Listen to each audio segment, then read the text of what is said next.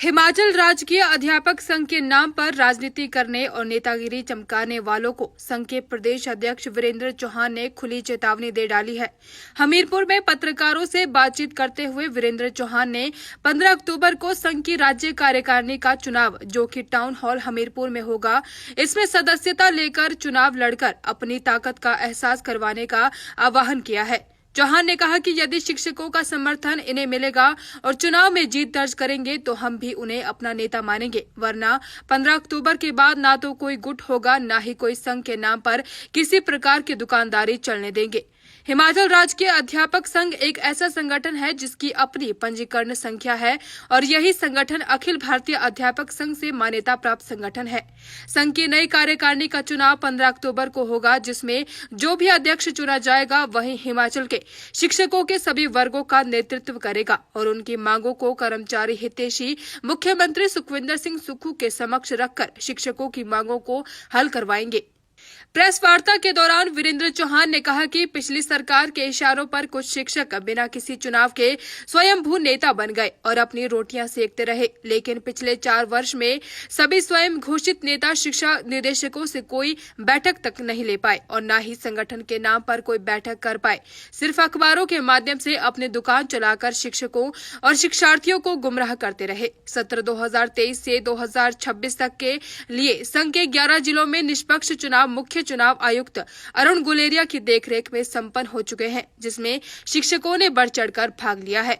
नमस्कार, मैं उषा बिरला, उपाध्यक्ष प्रधान एसोसिएशन विकासखंड हमीरपुर।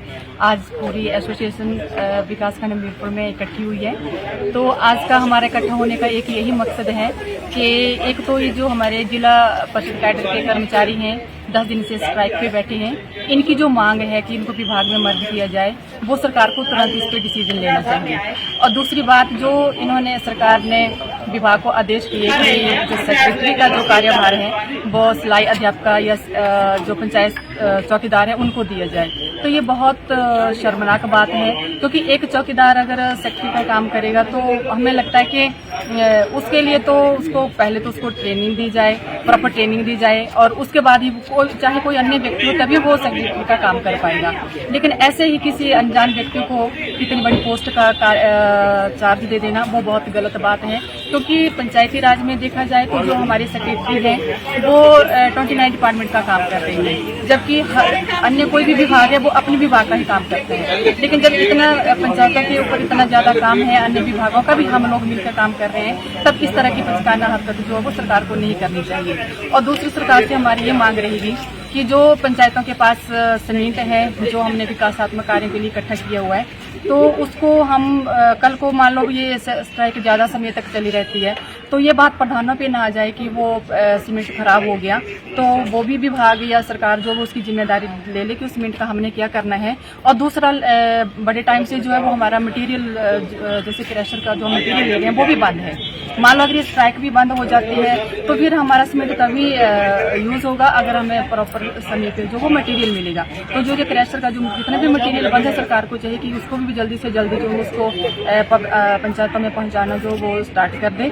जितने भी हमारे वेंडर है वो टाइम से हमें सप्लाई दें। और आज हमारा सभी का यहाँ इकट्ठे होने का यही एक मकसद है कि जो जिला परिषद कैडर के कर्मचारियों की जो मांग है वो बहुत जायज है और लंबे समय से है।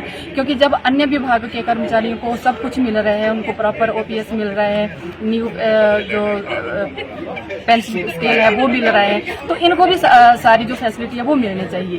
धन्यवाद।